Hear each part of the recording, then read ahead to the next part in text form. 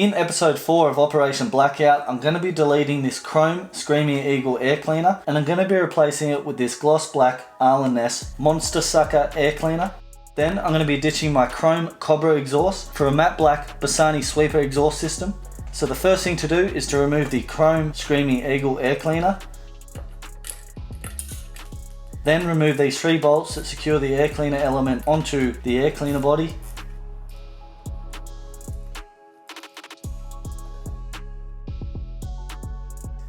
Now just to remove these breather vents. Then these 3 bolts that secure the air cleaner backing plate onto the throttle body.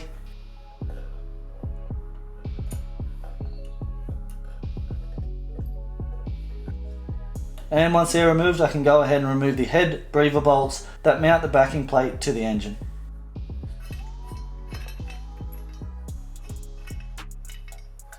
Now I'm just using a scraper to remove the old gasket on the throttle body.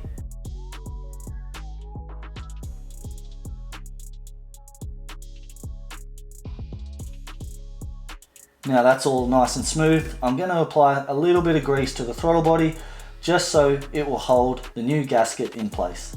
And a bit of grease to the 2 O-rings that go on the backing plate.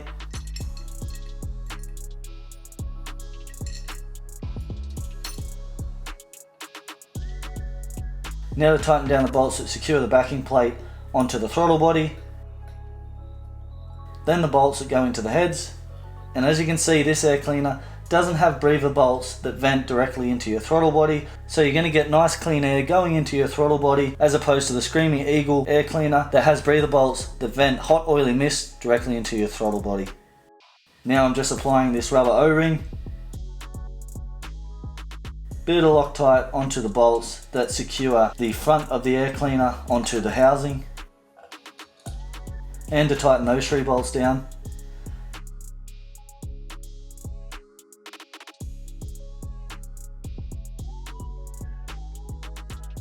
Now I'm just using a bit of this primer for the double-sided tape that comes with the air cleaner itself.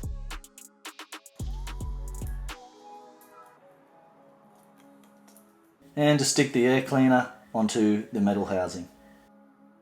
Now the metal housing's attached to the air cleaner. I'm going to go ahead and loosen this bolt off so I can fit the filter onto the rest of the air cleaner. Now to tighten that bolt up. Only thing to do now is to remove the plastic film to show off that schmick Arlen Ness logo on the front of the air cleaner. And would you have a look at that? That is golden. Now I'm going to start the bike up and see how it sounds with this new air cleaner.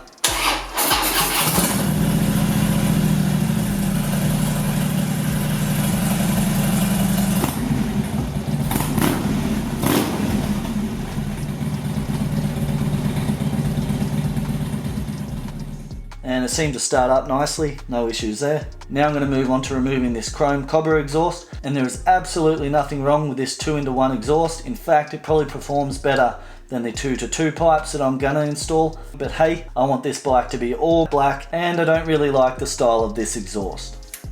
First thing to do is to remove the bolts from the bracket that secure the exhaust onto the transmission.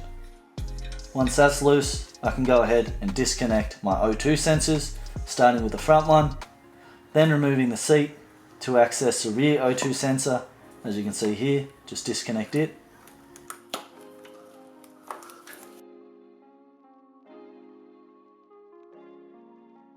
And now I can loosen the nuts that secure the headers into the cylinders. And voila, easy as that. That's a $600 exhaust system that I'm going to sell. Now to remove the O2 sensors from the Cobra exhaust, as I'm going to be using them in the new Bassani sweeper pipes. Then to remove the front O2 sensor. And now these large metal rings that secure the flanges onto the exhaust, as I'll be using them on the Bassani pipes. Now I'm just removing the bracket that secures the Cobra exhaust onto the transmission.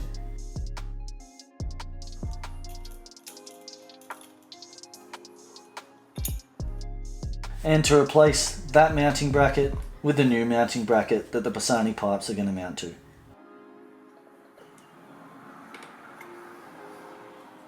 Here you can see the Bassani pipes utilise 2 metal brackets, and I'm not going to tighten this bolt down too much as I just want it sitting loosely for when I line the pipes up.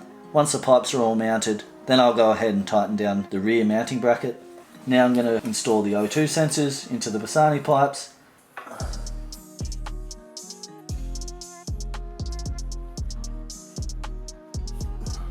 And as you can see here, I'm just installing the snap ring to keep the flanges in place. And now to do the same for the front exhaust pipe. And as you can see here, I've removed the stock exhaust gaskets. So these exhaust gaskets have a bit of a taper, so you want the taper part going into the exhaust port. And then to put it in place, just get one of your exhaust flanges. Then to tighten down the nuts that secure the flange evenly, and what that is going to do is install the exhaust gasket nice and square into your cylinder so you don't butcher it. And that looks great. Now to do the same with the rear exhaust gasket. Now I've got some new exhaust gaskets in place, I can go ahead and whack the exhaust on, and I'm going to be starting with the front exhaust pipe. And I'm just going to start with loosely mounting the exhaust flange onto the cylinder.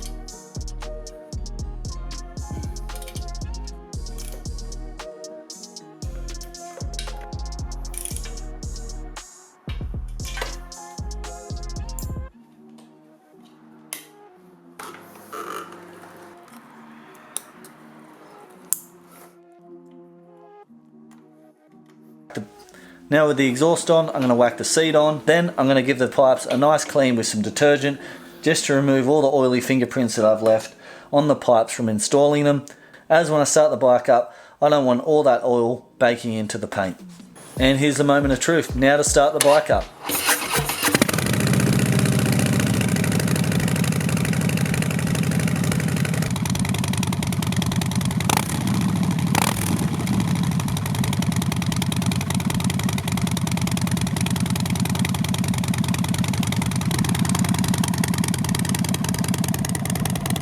Gotta say, I'm very happy with the Bassani pipes. I thought they were going to be deafening loud, but they are absolutely perfect. And they're probably a little bit louder than the Cobra exhaust, which I don't mind.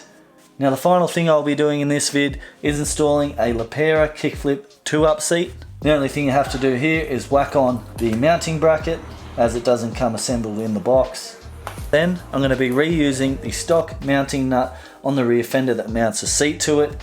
And as you can see, I'm using the trusty old zip tie here just to reach up and underneath the fender so I can line it up with a hole and get the mounting nut in place nice and easy. Then to insert the little plastic clip that keeps the mounting nut in place. And that's it. Now to install the seat.